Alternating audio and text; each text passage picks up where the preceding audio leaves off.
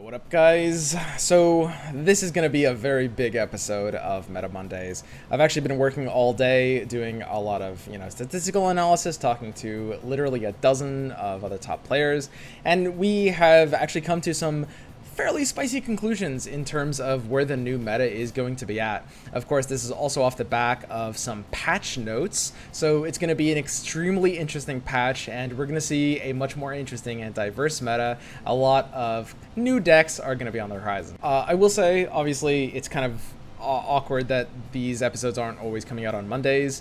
I think I might literally have to rename the series to some Meta Wednesdays or something super lame like that. Not really sure exactly. The biggest thing is because the patches happen on Wednesdays, it's, I actually do want to be doing them every single week, on time, on set schedule. But I'll have to figure out exactly what I'm going to do. Anyway, let's go ahead and get right into it. Before we actually talk about the tier list, I'm going to do a brief overview of the patch notes.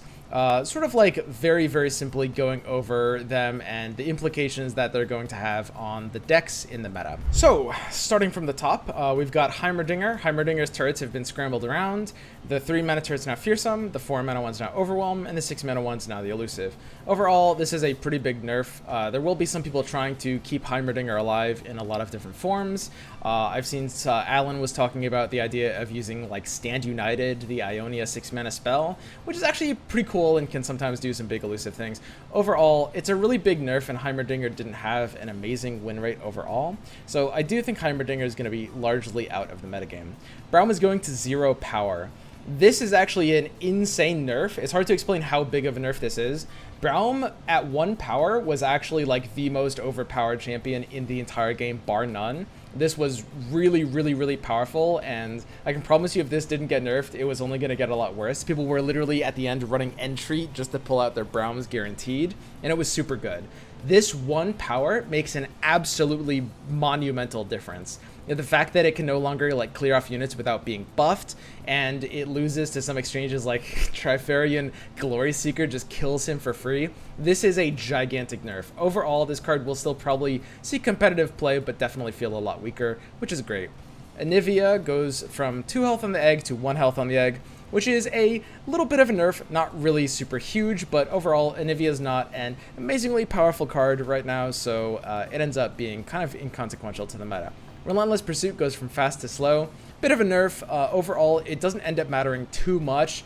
Most situations, you ended up using this at slow speed anyway, but it will definitely make a little bit of a difference, and there will be a couple of situations where you might lose a game you wouldn't have because of this. Overall, still a perfectly competitive card. Arena Bookie goes to a 2 mana 2/2. I'm not super thinking, I don't think this card's gonna be great. Some people are considering it could be run with Ezreal Draven or some discard packages, but I don't see this as competitive. Basilisk Rider goes down to 4 power at the same time as Crimson Disciple goes to deal 1 to the Nexus on its effect, and Legion Grenadier gets 1 health, but deals 1 damage to the Nexus instead of 2. So what this means is Aggro, Nox Aggro in general, is getting pretty nerfed across the board. Basilisk Rider means Darrowing decks are going to come down a little bit. Crimson Disciple means kind of all forms of Nox's aggro are getting significantly nerfed. Legion Grenadier is actually maybe a bit of a buff. The 1 health is actually often going to be worth the 1 damage, but in situations like the Darrowing deck with Harrowing, it is going to be a bit worse in that kind of playstyle. So this is a really big nerf to Nox's aggro across the board. There will be some aggro decks, and some of them will be Nox's. We'll talk about the rebirth of aggro in different forms, but big nerf to Nox's aggro. Flash of Brilliance goes to 4 cost. Basically an additional Heimer nerf. Doesn't really affect much else in the meta. Heimerdinger is still going to be a, pretty bad card right now for the Flash of Brilliance nerf. Sump Dredger and Zonai Urchin both get reworked to the same exact effect. To play me, discard 1 and draw 1. So basically the idea behind these cards is they now allow you to cycle something for free. In the case of Zonai Urchin, this is actually pretty big. You can use this in a lot of control style decks like Ezreal Draven or Ezreal Twisted Fate. This is going to see play or experimentation in those styles of decks. Sump Dredger is a little bit harder to use, probably won't be seeing as much play, but still a lot better than its old form. Shadow Assassin is dropping in 1 power, and this is an absolutely huge nerf. Hard to explain how big this nerf is. This card just went from auto-include in Ionia and potentially even meta-defining to probably unplayable. It's actually such a big deal. At 3 mana for a 1/2, it's like you're not really dealing much damage to the opponent, and the 1/2 stat line is actually just not getting a lot of places. So some people are still going to experiment with this card, but for the most part, this card I don't think is going to get run competitively anymore. Steel Tempest goes from 3 cost to 2. So this is a bit of a buff to a couple of the Ionia decks. A lot of people would look at this and be like, ooh, it's a Yasuo buff.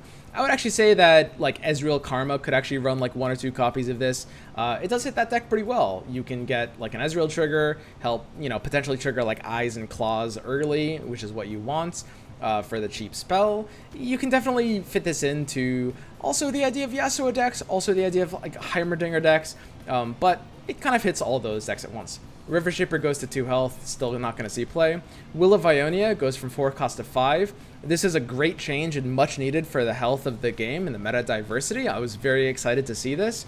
Overall, Will of Ionia in deck building is going to be similar to Vengeance now, where some metas you'll still run 3, some metas you'll run 2, maybe even 1, depending, right? But it's a card you'll actually have to think about the quantity that you'll want in your deck now. Golden Arwal goes to 2 cost and a 2 mana 2/3 basically. I don't think this is going to see competitive play, but it actually is a consideration in some Bilgewater Elusive style decks. It's not impossible. Hunting Fleet is now a 4 mana 6/6. Overall, I still think this card is going to be extremely non-competitive. It's really just like clunky, and the fact that playing it on a defending turn feels so bad is really, really bad for the card. Okay, that's the patch notes in a nutshell. So Ionia is getting really nerfed. Noxus is getting really nerfed. A lot of the tier 1 decks are collectively getting nerfed. And this is going to herald in a meta that has quite a bit of diversity. We're going to talk about which decks are going to be tier 1 after this. So before we get into the actual tier list, I want to really quick mention a couple of things. I want to give a really, really big shout out to my friends Precipic and Kuvira, who spent a lot of time helping me sort of like, compile the list, as well as basically, talking about like the meta and theory crafting it all out with me. I think we ended up coming to sort of like a really, really good approach for, how we feel the meta is going to be positioned. I also want to take this time before we begin to actually make a bit of an announcement. There will be an update coming to my website, and this is going to be basically a Mulligan Helper tool. And I don't actually know exactly when this will launch. It will either be today or tomorrow.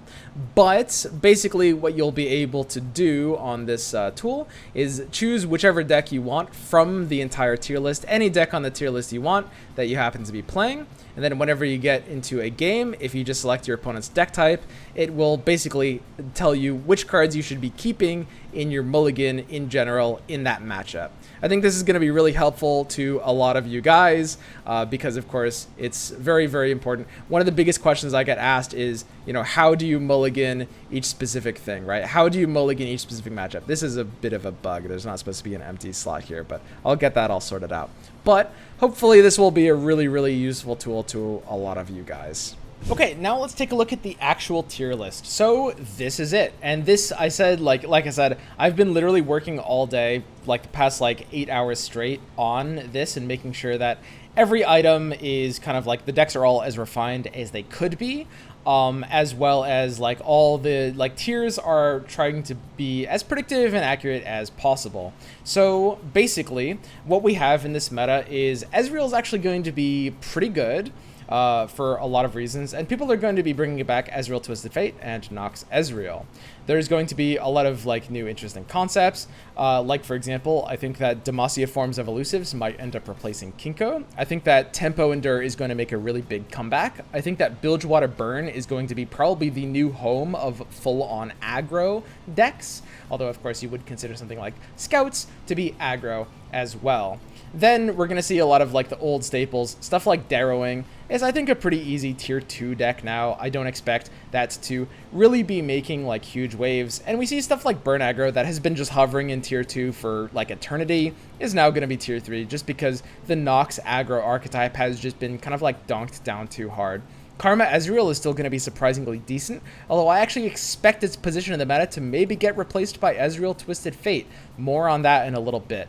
Tempo Sejuani is a solid deck, but Ashe Sejuani sort of takes the cake in terms of what it will mean to be the sort of like meta king, at least for the early days of the patch. Also, because this is a somewhat predictive meta report, because this is off the back of a patch, and some of these are sort of like extrapolating about where the meta will likely end up, some of the decks won't have like, you know, stats to really talk about, since a lot of them are going to be somewhat new concepts, or just like, you know, really different versions of old concepts, or it's just going to be hard to tell because a lot of things change depending on where you're positioned in the meta, right? So I'm going to go ahead and, you know, begin to break it down here. If you want to see, you know, any of these decks for yourself, you can go to the website, swimstream.com. It's going to be in the pinned comment as always. And this is important because I keep the site as up to date as I can. I've actually, it hasn't been updated for like a week and a half now. And this was basically just because I was busy preparing for a very long time for my Twitch Rivals tournament, which luckily paid off. I'm very happy about that. But it did mean that I was unable to update the site that 1 week, which I'm not very happy about because I take great pride in trying to keep this as up to date as possible. So if you want any of these decks, make sure that you're taking the version from the site instead of the one from this video, just because, you know, you might be watching this video a couple days later and I might have actually changed a couple of cards in that time. Okay, so we're going to start from the top. Ashe Sejuani. So this is my current version of Ashe Sejuani, and it is actually very similar to the latter versions, only a couple of cards different, but it is based off of the versions that were popularized in the tournament format by Winding God and Fresh Lobster. So basically, this is an incredibly powerful archetype. It comes in on the stats these last couple of weeks at a very high sample size, 58% win rate, and it is, as you'll have noticed, a deck that didn't get nerfed in the last patch, right? None of the patch notes touched this, but they mostly nerfed other decks. So this is going to be a very, very good deck coming into the gates of the new patch. It's actually been kind of like, it's been a long time coming, because this idea of like Nox's Ashe has been a deck that's hovered around tier 2, some patches tier 3, and it's never really been tier 1 before, you know, save for the last couple of weeks where most people would argue it was like tier 1 in this form in the current metagame. And in this upcoming metagame, it's just all uphill from here. So to break down this deck a little bit, you're going to be playing a very essential mid-range strategy, play a lot of beefy units. Avros and Trapper just generates a bunch of value units. Kindly Tavern Keeper can keep your units healthy, or your Nexus. Reckless Trifarian and Kato form a really synergistic pair, and sometimes you can power down your opponent quite early for, you know, a mid-range deck, whereas Trifarian Assessor is going to be an insanely powerful card, and this is how we are going to be replenishing our hand and drawing a bunch of cards later. Of course, we have Ashe and we have Sejuani. Our win condition with this deck usually revolves on flipping the Ashe after eventually frostbiting enough enemies, and sometimes you can do an attack combined with like a Harsh Winds or something like that. One Reckoning is currently a bit of a flexible slot right now. You can win a lot of the games off of this, but ultimately it is a bit of a meta call, and with not knowing exactly how the meta is sort of going to shape out in the first upcoming days, some people will run 0, some people will run 2. It really depends on kind of like how things are looking. But I like it at 1 just to kind of like represent that threat for now. Apart from that, it's kind of everything you'd expect from like a normal kind of like standard Ashe deck playstyle, but just due to the way the metagame is shaping out, it just ends up being extremely well positioned. It's a deck that will do very, very well for you. Okay, moving right along, we have Misfortune Aggro, or, you know, Scouts Aggro as you want to call it. This is, again, my updated version. These have all been updated for this next patch. Every deck on the site is always updated. So it's only a couple of cards different from what you'd expected. We ended up deciding that one Cytheria the Bold was really good in the deck, ends up being a little bit better for the hands where you maybe don't have Genevieve, or maybe you need a second finisher as well, which is fairly common, and it's just like a really, really powerful drop that can sometimes close out the game. Sometimes even like the Fearsome ends up being more important than Genevieve's Challenger and Scout effect, right? In this case, nothing's really, you know, changed too much about this list. My current version, though, is running Misfortune, which, you know, sometimes can level up, but represent a little bit of a meta threat, as well as 2 Petty Officers, just to be able to sometimes go a little bit wider. This is a strategy that's built around just making sure we're swarming the board so that we have a lot to buff with our AoE buffs of Bannerman, Cytheria, and Genevieve, right? And even Ranger's Resolve as well to keep us alive versus some of the control matchups. Lucian and Senna is going to be my pair of choice, and there's a couple of different ways to run this archetype. Some people run Callista instead of Misfortune, although that's a specific tournament tech that I wouldn't recommend for ladder. Some people run Zed instead of Misfortune. This is more of an anti-aggro mirror tech, which I don't expect to be as good in the upcoming meta. And overall, I don't think the Quinn version is going to outscale the Lucian version because of the sort of gap in the market left by aggro decks. It's a very solid deck archetype, and it comes in strong on the stats at overall a 57% win rate in the last patch. Again, win rate, I don't want to focus too much on that because the meta is going to be different. This deck overall, not getting nerfed is huge. Now, you might say, well, Relentless Pursuit is slow now. It's really not that big of a deal. It's rarely going to end up like influencing the outcome of the game. But yeah, it will on occasion.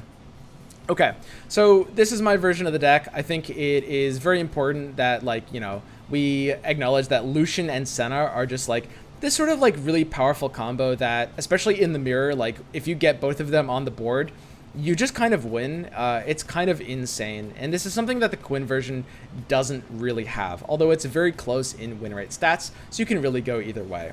Overall, it's a super basic deck. It's, you know, anyone can really play this, just kind of like swarm out the board and, you know, kill your opponent with a Relentless Pursuit. Okay, and the third deck that comes into tier 1 is actually going to be Ezreal Twisted Fate. Now, this is going to sound a little bit like a hot take. I do think that there will be a niche for a tier 1 deck for Ezreal Twisted Fate, but I can tell you two things, and these are very important. First of all, Ezreal Twisted Fate is a deck that will be built differently depending on the meta environment, so I will probably be changing this list actually a couple times in the first several days because, you know, we don't know exactly what people are going to be playing yet. So make sure you check back to see updates on this.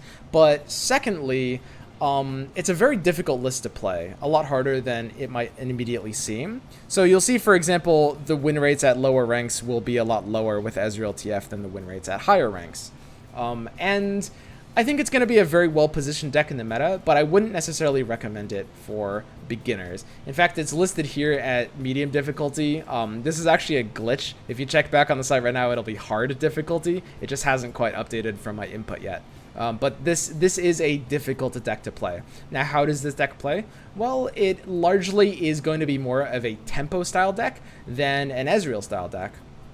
You're not really focused too much on stalling out the game. You actually just want to kind of play for the board early. We have a lot of ways to do that with stuff like, you know, the Jagged Butcher, as well as like the Hired Gun, the Petty Officers. We can, you know, develop ownership of the board and put a bit of pressure onto the opponent. Mostly, we're just looking to, you know, make sure the game keeps going until we get to the Riptide Rex turn, where we let all hell loose. Warning Shot, Riptide Rex, which will instantly level up our Ezreal. This is 7 triggers for Ezreal. Sorry, my dog is making weird moaning noises. I don't know if you can hear that. But this will instantly level up the Ezreal because each of these 7 is a different target, and usually kind of like flip the board on the opponent as well. It's a very strong, just kind of like kill your entire board card. Sometimes this deck will be on a draw where you're going to be leveling Ezreal really early instead. Now, you'll do that if you have a hand that has like Ezreal or double Mystic Rain or something like that. Sometimes your Ezreal just ends up leveling on like turn 6 and you can just close the game out there, right? But I would say that the biggest thing about this deck is it's going to play very differently depending on the hand, right? And this is why it's so difficult. Sometimes you're just waiting until Riptide. Sometimes you're leveling Ezreal early. Sometimes you're tempoing down the opponent and using Ezreal as like a Decimate style finisher. Sometimes you're playing for Twisted Fate. If you have a hand that can level up Twisted Fate, you play for that. So it's a very complex deck that plays in a lot of different forms that will have a, you know, high success in like Master's Ladder or High Master's Ladder when played well in the right form.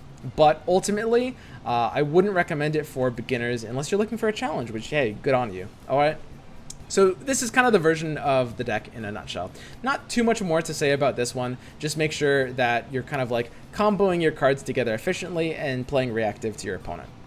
The biggest thing about Ezreal TF here, and why I think it's going to be tier 1, at least at a high level, is basically there is a giant niche for Ezreal decks.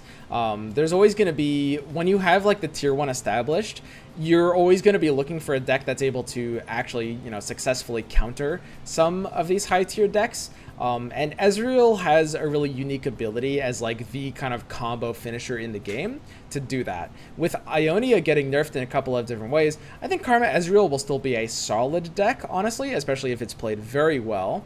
But with the Ionia tools getting as nerfed as they are, I actually think Ezreal TF, possibly even Nox Ezreal, I think Nox Ezreal has a real chance. I think Ezreal TF will end up kind of replacing it as the Ezreal deck.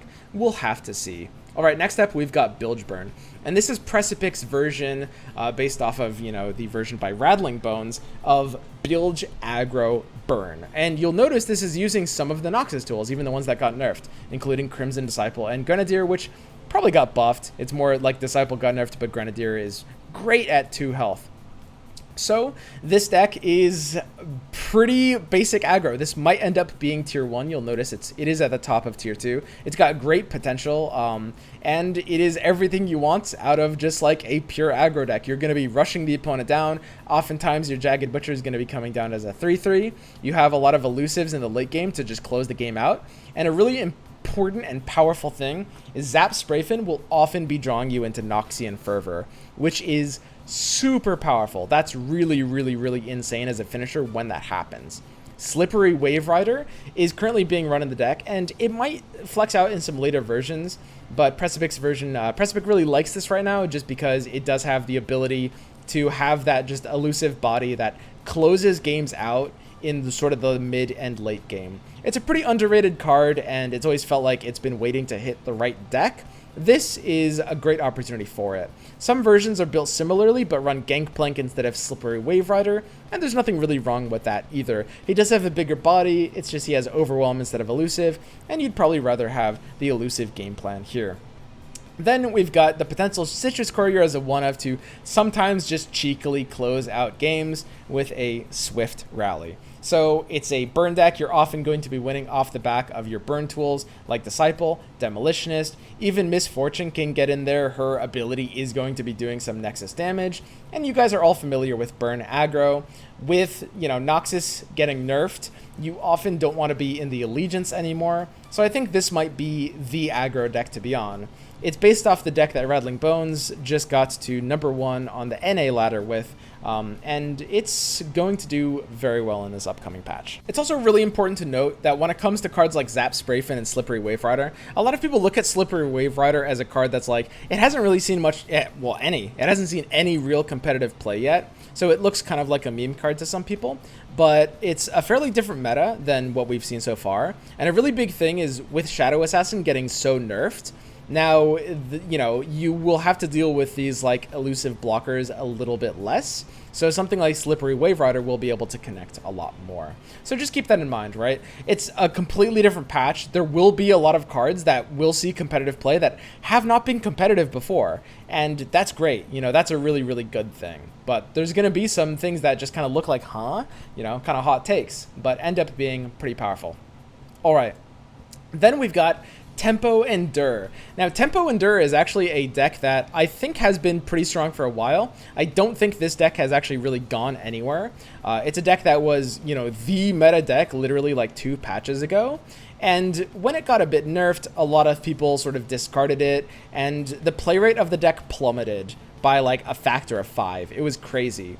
In reality, though, the win rate of the deck didn't actually really go very much down at all. It still was able to maintain a really high win rate this entire time. It is currently at a 4-digit sample size with 58% win rate on current ladder. And it's not really getting nerfed here, right?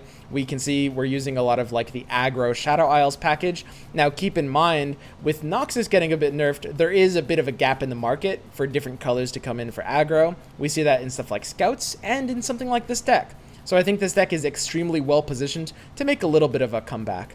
Now, you might call this deck a little bit more mid-range than aggro, and it can be, but I would say it has very aggressive draws. If you have a hand that's like Cursed Keeper and Caretaker, well, it's an aggro deck now, baby, right? So it's a little bit draw dependent, but it will be able to hit those like aggro matchup tables that you might want in a meta like this, right? So, for those of you guys who don't know the deck, the strategy is pretty simple. We trigger a lot of deaths, and this is going to sometimes flip our Callista, sometimes deal a lot of damage with Neverglade Collector, and eventually make a really big They Who Endure. So the idea behind this is basically, sometimes we're very aggressive with Cursekeeper, Caretaker, Ravenous Butcher, Bark Beast kind of stuff. Sometimes we play a lot more passive, just sort of like trying to stall out the game waiting for They Who Endure. It's a little bit dependent on the situation, but for the most part, you really want to play this for tempo or aggression, which is why we call it Tempo Endure. So we are going to try to combo to level up our Callista. We can do that by using cards like Blighted Caretaker or cards like Haunted Relic. These will both immediately level Callista, as well as, you know, they will be attaching themselves to cards like Cursekeeper. Haunted Relic, even if you don't have Callista, sometimes you can use it on defense to stop an attack, and it will trigger your Collector, and it will make your They Who Endure grow for later, so it will be perfectly fine, right?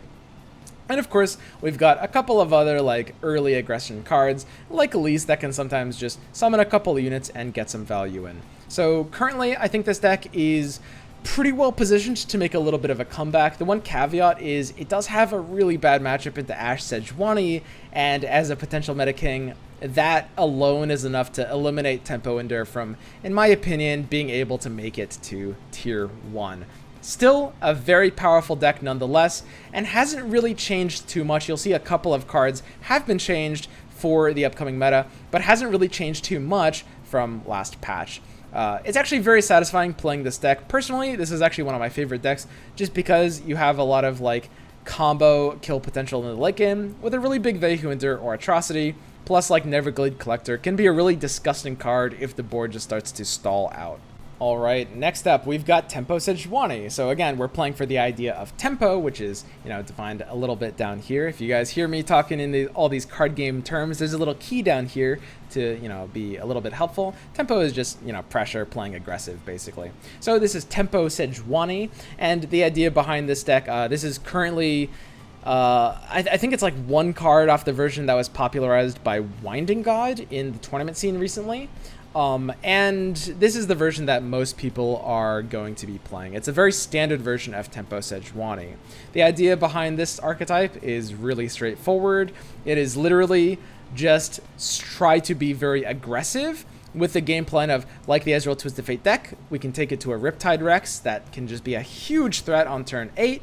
Sometimes in slower games, your Sejuani will actually flip, and that is a win condition in and of itself. In those like mid-range matchups kinds of things, you can definitely be keeping that in mind. But for the most part, you win just by powering down your opponent. You do this with these really aggressive cards. Misfortune is going to be peppering them down. Jagged Butcher and Omen Hawk are insane value 1-drops. And you've got a lot of like swarm potential in Petty Officer and Island Navigator, as well as some insane Fury of the North plus Scout combos. There's a lot of times where you can use Fury of the North on like an Island Navigator and double attack with it, and that can be really insane, right? And Razor Scale Hunter has really good value as a scout as well. This card has actually really impressed me. The ability to just like give something vulnerable and like power it down and then attack again is really great. Top it off with the 1 Citrus Courier. Some people like 2, but I do like the 1 Citrus Courier version to sometimes just have an alternate way to close out games. So it's a pretty aggressive deck, although sometimes it can lean into a bit more of a mid-range game plan with Sejuani and Riptide Rex. Alright, so next up then there's Demacia Elusives. We're kind of breezing through these a little bit quickly because it's 1:30 a.m. and I've got to wake up to stream tomorrow. But obviously, there's not too much to get into these decks because we don't have a lot of stats to talk about, just because, you know, it's a whole new patch and there's going to be very different things. Now, this is an interesting deck. I didn't actually really mention this, but if you're looking at this now, you'll see this is probably not the deck you were expecting. So let's talk a little bit about the position that Elusives is going to be in the current meta, because some of you guys know me as the disgusting Elusives guy, and I do actually kind of main Elusives. So Kinko Elusives is getting nerfed in a pretty big way, because the Ionia cards Shadow Assassin and Will of Ionia are getting pretty nerfed. What that means for the idea of building an Elusives deck is I don't actually think you really want to run Kinko Wayfinder anymore. I think there's actually just not quite enough good Ionia cards to make it worth going into the Allegiance. and instead we should go back to some of the elusive roots, which is like, this is an old school style of elusives where we combine it with Demacia. In particular, some of their tools allow us to buff things with Lorn Bladekeeper. Some of their tools allow us to have Scout plus Ghost combos. Sometimes you Ghost a Greathorn Companion and just stick it in for 10. And of course, they've got the ever so powerful Relentless Pursuit. So this is a deck that usually plays for a bit of a combo finisher. A really important tip with this deck is to make sure you are saving your pieces like they're combo pieces. I rarely play Blade Scout on 1, even if I have it in my opening hand. What you really want to be doing is you want to be playing Greenglade Duo on like turn 2, turn 3, turn 4, and then like turn 5 or 6, you want to end the game by playing a couple of Blade Scouts, a Keeper of Masks, and then a Relentless Pursuit just to attack twice. So make sure you're kind of planning that out and calculating your exact like lethal amounts and the ranges that you'll have this lethal. It's actually a deceptively difficult deck to play.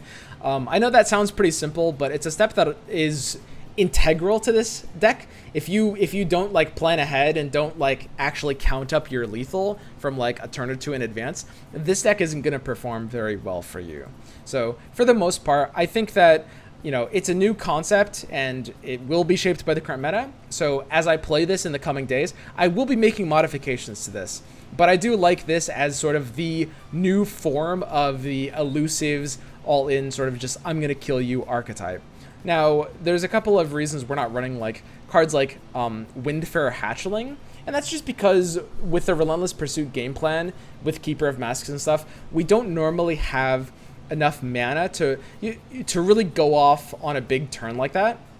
You want to be playing like multiple cards into your finisher turn, right? You gotta kind of like collect your combo pieces and make sure you're using them all together. And expensive cards like Genevieve and Windfarer Hatchling just don't work that well in this deck as much as I'd like them to. A couple of other combos here.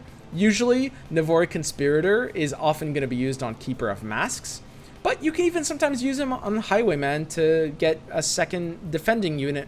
This would be something you might do in an aggro matchup. Now, why are we running Highwayman? I've actually fallen in love with this card's ability to just be a great staller in aggro matchups. Like, when the opponent, it's like, when they play 1 health units and then you just Highwayman, they feel so bad. So it's a really great anti-aggro tool that can even sometimes help your win condition combo. There's a lot of hands where you have like double duo, and Navori Highwayman just boosts their attack to a ridiculous amount for 2 mana, which is great. We're going to be playing the Lucian Senna in this current version, and there's a couple of reasons for that. Lucian can they're a win condition on their own, but also if you use Ghost on a level's Lucian or Senna where they have that double attack, well, that can be insanely powerful as well. So they're nice ghost targets to potentially hit off to. And of course, we've got the ever so powerful Ranger's Resolve. This is just going to keep us safe against all those PNZ and Shadow Isles players that are going to be trying to remove our shit. And then we've got Lorn Bladekeeper. This is a card that if you haven't played Runeterra for like 5 months probably, you probably might be a little unfamiliar with this card. It actually used to be quite competitive back in the day. It was seeing like multiple instances of like competitive play across different patches. Hasn't really been present for a while, and that's just because Elusives has kind of moved away from Demacia, but I think off the back of this latest patch, we're back in Demacia, baby. So it's a great aggro deck that will basically just be able to fly over opponents' blockers and just kind of like, you know, slap them up. It's an archetype that, I mean, I find it disgusting in a very endearing way. I know I'm a dirty Elusives players, and, you know, some of you guys are too. So, like I said, this one entry on the tier list is fairly untested. It is just my theory that this will be the replacement to Kinku Omenhawk. But while I have tested this exact deck, it is hard to say in the current meta whether this will end up replacing Kinku Omenhawk. It's definitely possible to argue that Kinku Omenhawk is still going to be the future of Elusives, and we will definitely have to see. Okay, next.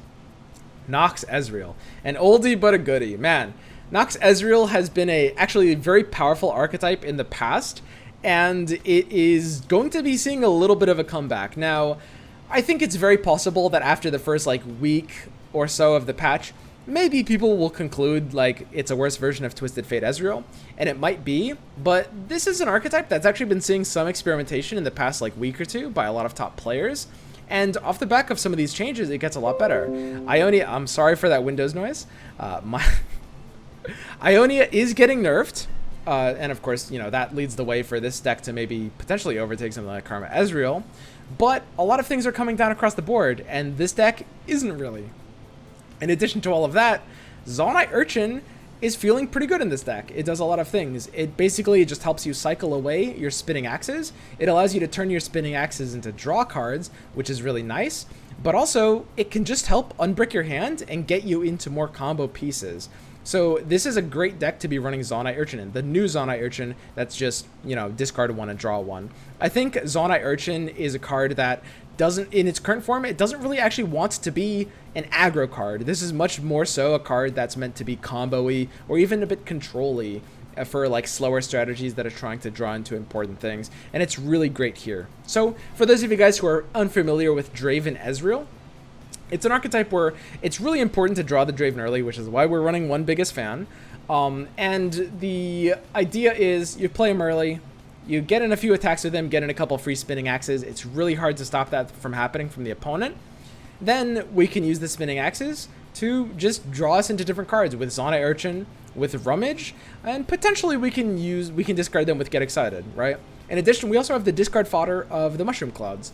So this entire time, you know, we're going to be controlling the game flow with our control tools: Sentry, Ravenous Flock, Thermo Beam, Mystic Shot, Culling Strike, Get Excited, and even a couple of Noxian Guillotines, as well as Gotcha and Static Shock. And of course, this is all leveling your Ezreal, who will be flipping, you know, partway through the game, and, you know, closing out the game. You know how Ezreal does. So one of the biggest important things with this deck is kind of knowing how to use Mushroom Clouds. When you're in the early game, you want to use them as discard fodder, but as you're approaching the Ezreal level up, you want to start kind of saving them just to make sure you're using them for the Ezreal to kill the Nexus after he's flipped, right? Sometimes you can even use spinning axes as ways of like triggering that post-flip Ezreal as well. So that can be a really good way to kind of like finish off games with this deck.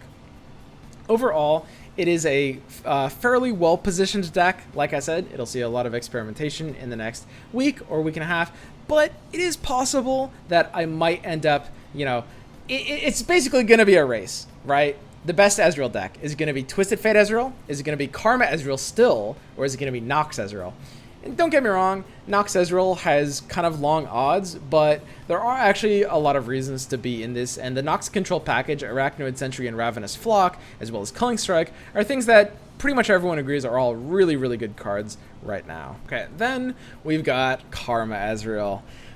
So Karma Ezreal is gonna I actually think this deck is gonna be pretty fine.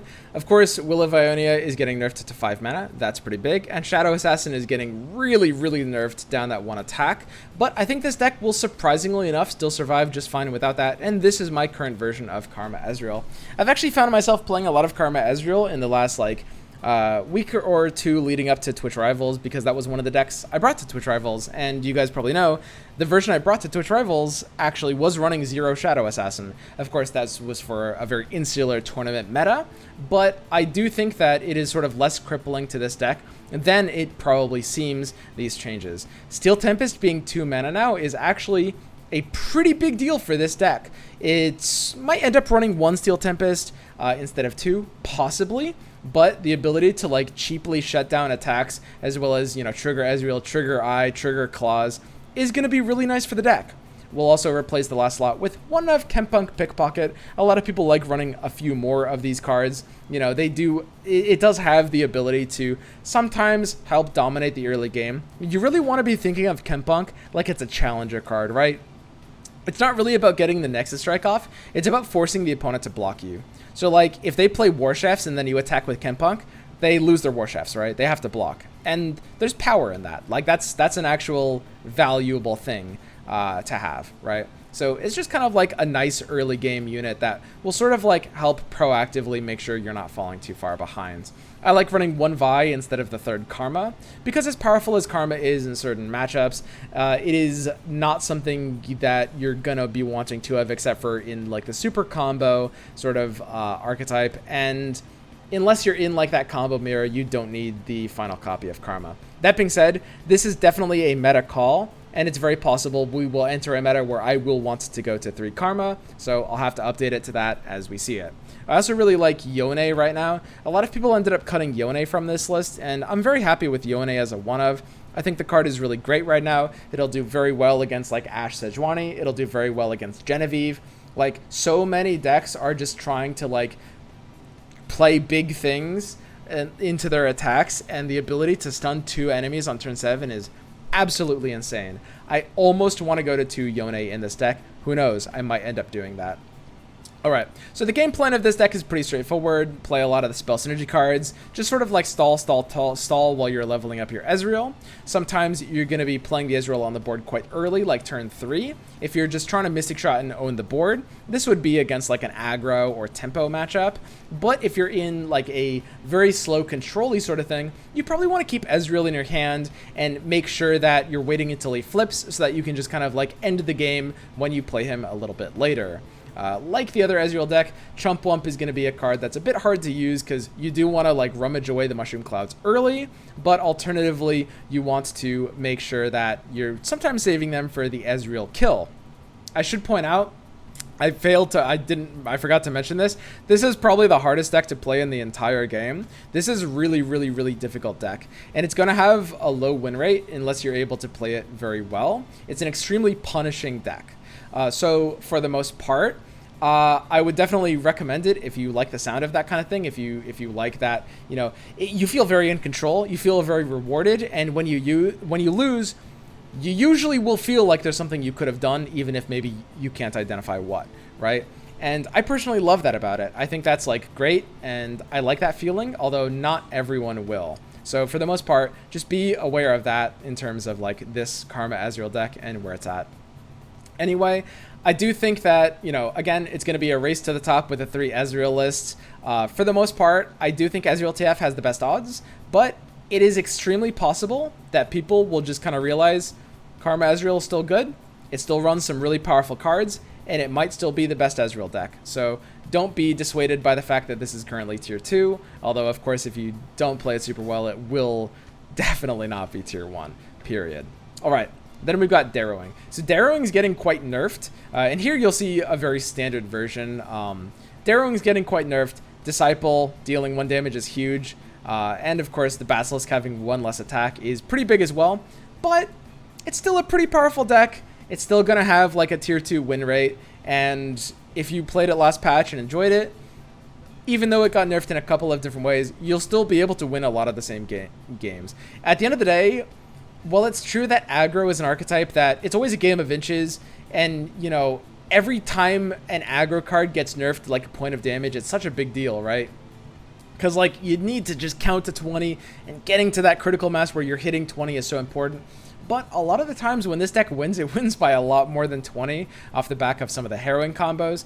So overall, it will be able to survive Rider being nerfed by 1 attack and Disciple being nerfed by 1 damage per tick, which is gonna be 1 or 2 damage. Not too much to say about this. It's a very just standard aggressive game plan. Play your overwhelms dudes, hit a bunch of times, and then harrowing for the win.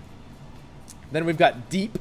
Deep is going to effectively remain a potentially decent meta deck. You'll see here, I do actually have it listed in tier 2, and this is because it's for a few reasons. I think Shadow Isles is actually fairly well positioned right now, because of course Shadow Isles didn't really get nerfed by the update, right?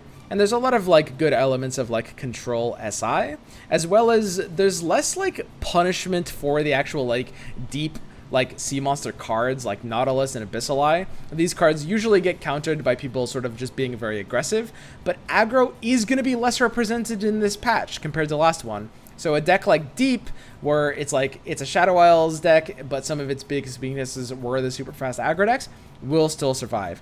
This is my version of sea monsters or Deep, whatever you want to call it. And I built it a little bit differently from most people's versions. Actually, this is a little bit of a hot take, but I personally don't like most normal sea monsters versions, and I find this direction to be a lot better for the list. So a couple of things going on here. You'll notice we cut 1 Nautilus for 1 Thresh. I think that like double drawing Nautilus early is really, really bad when you're trying to like stabilize aggressively, and you don't necessarily need more than 1 Nautilus. So I like the 1 Thresh here. I also run Fading Memories over Jettison. This is something that I'm personally like super set on when it comes to Deep. If you want to use it as a jettison, you can just clone Dreg Dredgers. When you clone a Fading Memories, you want to play it on a defensive turn, right? If you're cloning Dreg Dredgers or Thorny Toad or Dead Bloom, you usually don't clone Dead Bloom. You want to play it on a defensive turn so you get a free 1/1 blocker plus the toss 3. So that's kind of already usually better than a jettison, not necessarily. But you open yourself up to a ton of flexibility. Using this on Jaw Hunters is super, super good. If you've ever played Deep, you know how much this deck just wants to run more Jaw Hunters. You can't get enough of Jaw Hunters. And because it's a challenger, you don't care that it's getting ephemeral, right? So Fading Memories to get more Jaw Hunters, great. And in the late game, sometimes you can even use it on Devourer of Depths, which is really great because sometimes Jettison can get bricked out in the late game periods. So I really like running Fading Memories instead of Jettison. I also run a lot of Missed Call because I like the flexibility that this card provides. Being able to hit a Maokai, which is very valuable in stuff like the Mirror or stuff where you're expecting a Culling Strike, you bank 3 before you play your Maokai, because Maokai is super important to Deep, keeping this card alive. Also, against aggro, when you miscall a Dead Bloom Wanderer, you're going to end up in a really great position. You can even miscall Jaw Hunters. There's nothing wrong with that. You end up doing that sometimes. But where miscall really shines is the flexibility. In the late game, you can use it on something really big, like, you know, one of your big sea monsters, sometimes a Thresh. It's just a great flexible tool that can sometimes be used as sort of an anti-aggro card or as a card that just helps you get more of your late game mass. So I know running 3 Missed Call seems a little insane, trust me. When Rattling Bones came up to me in tournament prep for Twitch Rivals and said, Swim, you need to put 3 Missed Call, I didn't believe it. I was like, man, it's got to be 2. It's got to be 2, I said. And I played a bunch with it, and 3 Missed Call is great. It actually ends up being just so flexible and so powerful in the list. It is a little bit harder to use, but there's so much room to use Missed Call in the Deep archetype, especially where you just want to play more copies of stuff like Dead Bloom Wanderer. And of course, I run like the classic control package of like 1 Ruination. I actually really quite like this in Deep. The thing about Ruination is that while it hasn't been proper in Deep in sometimes in the past, it's going to be really good in this metagame. Ruination is extremely well positioned here because it's an amazing counter versus Ashe Sejuani and Misfortune Aggro, which are both really, really, really powerful decks otherwise, right? So Ruination is extremely well positioned in this deck, and I would always run at least 1 copy in these sort of like Stally Shadow Wealth decks, even though sometimes Deep doesn't want to run Ruination. All right. So this is kind of like my current build of Deep. I actually think this is, like I said, pretty well positioned. Deep sometimes has been tier 3, but I'm very comfortable putting this version of Deep at tier 2 in this update. It does have pretty decent matchups against some of like the high level decks. There's less aggro going on in the scene, and I personally find this version of Deep is going to be a lot more reliable against different polarized matchups than most versions people are running. Then we get to Casino Twisted Fate, and I'm doing the tier 3 decks here. You'll notice usually I don't in this video cover the tier 3 decks, but there's actually some new stuff going on, and we can talk about, like, you know, some of them are more fun, some of them have seen very different changes. So yeah, let's go ahead and get into it. Casino Twisted Fate. So this is a deck a lot of you guys probably know. I think Mogwai played a deck that was sort of like similar to this, and this, I think this ends up looking quite a bit different. A lot of people have different ways of building Casino Twisted Fate. I know a lot of people like Brash Gambler. Mostly people run Jinx in this archetype, and I really dislike both. So let's break this down. Obviously, with Zonai Urchin and even Sump Dredger being in the game, you're going to be drawing a lot more cards. And what that means is this archetype that's built around this is actually going to be pretty viable. I will say, it is not impossible this could end up being a tier 2 deck. It's not great, but I think this version of it with these improvements is better than it looks, right? And I'm very happy to call this like a functional tier 3 deck. So basically, the way we play is a very like sort of fast-paced combo deck. The objective is to draw a bunch of cards, just make sure we keep drawing and drawing and drawing. This is going to do a few things. It's going to be, you know, threatening the level up on Twisted Fate. That's going to be often how this deck wins, level up Twisted Fate. Sometimes having really, really big slot bots is going to be how the deck wins. But you have a lot of win conditions that, you know, even if you're not necessarily hitting either of these, you can sometimes just get some like really, really good value grabs and blow the opponent out that way. This is also probably the best deck in the entire game for Suit Up. Suit Up is insane as a card in this deck. you're drawing a lot, so it'll often be 2 mana.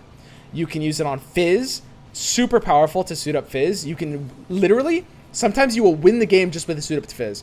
If you play Fizz on turn 1 and you draw suit up on turn 2, you just suit up Fizz, and sometimes the opponent just can't win. A 4/4 Fizz that they can't target anything with is absolutely ridiculous and can sometimes just win the game on its own. Suit up can be used on Twisted Fate. This is an amazing way to keep him alive. Can sometimes even turn him into an attacker because he's a 4/4 with quick attack, and keeps him out of removal range, especially stuff like Culling Strike. When they try to Culling Strike and you suit up, they feel really bad. But you can even use it on Flame Chompers, which is amazing. Turning this card into a 4/4 challenger can be absolutely nuts. So this is really like the suit up deck to end all suit up decks, right? It's gonna do really well for you. Excuse me. I need to drink water. Oh.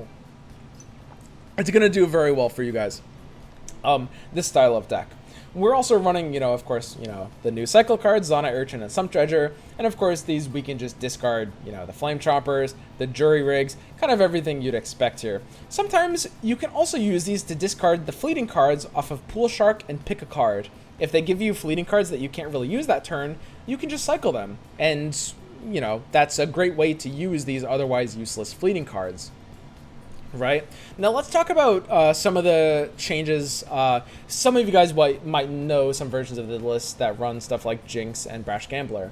So the biggest problem with Jinx in this deck is, for the most part, you're not emptying your hand, especially anymore. Now that Zonite Urchin and Sump Dredger are sort of more so geared towards the idea of cycling your hand rather than emptying it, you're very often not going to end up with a completely empty hand as aggressively early. And because of that, the idea of flipping Jinx is kind of like less integral to what should be your overall game plan here, right? And Fizz will end up winning a lot of games, especially its ability to just be kind of like played cheaply and non-committally, right? So I like this version a little bit better. Brash Gambler, in addition to that, is a card that is, I think, a little too unstable to be run. Brash Gambler will win you a lot of games at lower ranks, and honestly, it probably will be worth running there. But as you get into better and better opponents, you'll find more and more decks that have just like hard counters to the approach of the card, and it'll create a lot of problems for you because when you don't have Jinx, you don't necessarily want to be all in on that strategy of discarding your entire hand, right? So I don't like the Brash Gambler approach here. All right, next up, Warmother's Control. Now, if you guys watch me, you guys know my opinion on Warmother's Control. I don't think it's a great deck. That being said, I will say, off of this patch change, it's not a bad tier 3 deck if you want to run it. Like, I certainly wouldn't, openly recommend it to people, but a lot of people do like the playstyle of just playing like super, super slow, and it is fun to play. This Warmother's version is, I think, by Topher. I think he might have gotten it from somewhere else, actually. But basically, this is the version that has the statistically highest win rate right now, and I actually really like how it's built. A couple of different reasons. We run Fading Memories, which, similar to my deep deck, it's a very flexible card. You can use it in a lot of ways, and that's really important in a deck like this, right? So the biggest downside of Warmother's Control as an archetype is that you can't really run cheap units, right? Because you need your Warmother's Call to be pulling your big units to win you the game, right? That's how you win the game. So in lieu of running cheap units, sometimes we can just play our opponent's units, right? Sometimes they'll, play some early unit, they'll develop into an attack turn, and we can just make an ephemeral blocker. And sometimes, their units will actually provide some very valuable options in that form, right? Because when you make a unit ephemeral, if you're doing it on a blocking turn, it doesn't end up mattering that it's ephemeral. Because when they're the aggressor, they have to attack into you, and your unit will be able to block and trade up. So it ends up being perfectly fine here. And this list runs kind of like the maximum Warmother strategy. We are running no unit that costs less than 6, so we're always going to be able to, close out games super fast at this point in time. I will say, with stuff like Will of Ionia, and by extension, even Deny in general getting a bit nerfed, with stuff like Aggro getting a bit nerfed, like I said, I don't love the Warmother's archetype, but I wouldn't mind, you know, just putting it as a tier 3 deck here. It is sort of like a fun deck that some people kind of know from the past, and some people might be interested in kind of like playing around with it. Overall, tier 3 decks you don't expect to give you the highest win rate. Then there's Yasuo Swain. Some people have hopes of this deck making it into tier 2. I personally do not. I think that overall this is going to be kind of a worse version of stuff like Ezreal Karma. Ezreal is just going to be a better and more reliable finisher than a lot of the Noxus package. And even though Steel Tempest is getting buffed, ultimately Ezreal Karma can just kind of use that tool better. Yasuo Swain, it's a lot of fun. It's something that I call like a role-playing archetype, which is sort of like, it's not necessarily cohesive, but it's for players that sort of just want the fun of playing, you know, these kinds of things, right? The idea of, oh, I'm just going to stun your guys a whole bunch, even though stun is a concept that's always going to have like diminishing returns. It's like, yeah, it can be fun to play something like this where you just want to run your Yasuo or you want to run your Swain, and this is a solid version of it. Like I said, you know, it's not going to have the highest win rate, but at a tier 3 deck, you should be able to potentially just maintain like a 50% win rate, sometimes a little bit above 50. It's not going to be actively bad, right? There's nothing really wrong with it. This current version, of course, you know, Steel Tempest gets buffed, so we are running Steel Tempest as a 3 of. We'll have Ionia, we're still happy to run it as a 2 of in this list. And we need the Swain to kind of like close out the game at the very end, which is, I think, the most common direction people have been running with Yasuo lately. They've realized like Yasuo lacks a finisher, so the Swain is going to be kind of necessary to that end of just like closing the game out. Run a couple of House Spiders to just chump block things in the early game, and the Fey Blade Twirler, which I considered cutting for a little bit until I realized there's literally nothing better that these colors can run. Very unfortunate. Okay. Then finally, to top off tier 3, we've got old style Burn Aggro. It's literally last updated a month ago. This is the one deck that hasn't been updated, and that's because it can't get updated. It is, you know, card for card.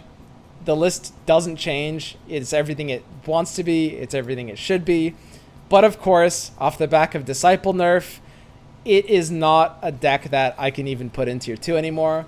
Overall, I mostly just put it in tier 3 here. Just, you know, if you're returning from the game and you played a lot of Burn Aggro in this style in the past, I'm letting you know, it still works as a deck. It's still functional.